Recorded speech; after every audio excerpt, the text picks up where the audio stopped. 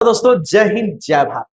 आज का जो बिहार का परिणाम आया है वो बिहार की राजनीति के लिए, बिहार के भविष्य के लिए बहुत ही बोल सकते हैं कि एकदम टर्निंग पॉइंट हो सकता है।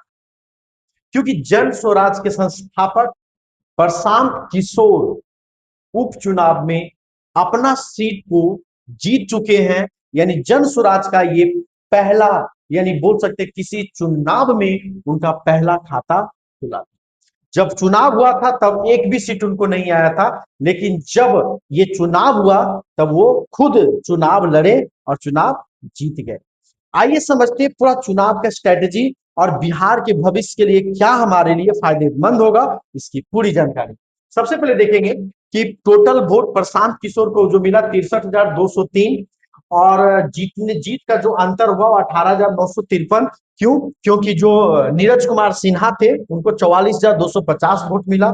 ये सीट इसलिए बहुत ज्यादा खास है कि बहुत ज्यादा इसलिए खास है ना, क्योंकि ये गढ़ माना जाता था बीजेपी का। आगे बता रहे हैं आपको इस वीडियो में क्यों गढ़ माना जाता है। अब यहाँ पे देखिएगा कि यहाँ पर देखिएगा तीसरे स्थान पे जो है रेखा गुप्ता है। तो ये तो आरजेडी से थे, तो इनका तो कहानी ही खत्म हो गया।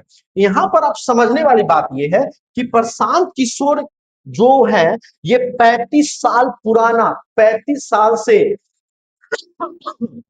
बीजेपी का ये सीट रजिस्टर्ड होता था। और नितिन नवीन जो अभी बीजेपी के अध्यक्ष हैं, उनका ये सीट होता था। और वैसे सीट पर प्रशांत किशोर का जीतना एक सही में बोल सकते हैं कि बिहार के लिए बहुत पॉजिटिव साइन है। और बीजेपी का जो मतलब रुखपन है, बीजेपी को जो नासमझपन है कि हमें मतलब एक थोड़ा सा अभी जो सोच हो गया कि हम रूल करेंगे, हम बहुत ताकतवर हैं, हम तो कोई भी चुनाव जीत जाते हैं, उसके लिए एक बहुत बड़ा इंपैक्ट डाला है।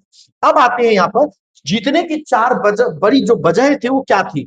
तो 35 साल पुराना इनका किला था बीजेपी का। 1995 से लगातार बीजेपी का गढ़ प्रशांत किशोर ने तोड़ दिया, पहला खास बात। दूसरी, जातिवाद। प्रशांत किशोर ने यहाँ जातिवाद को हटाकर विकास को मुद्दा बनाया और वह जीते, क्योंकि इनका मुद्दा था बिहार बदलेगा।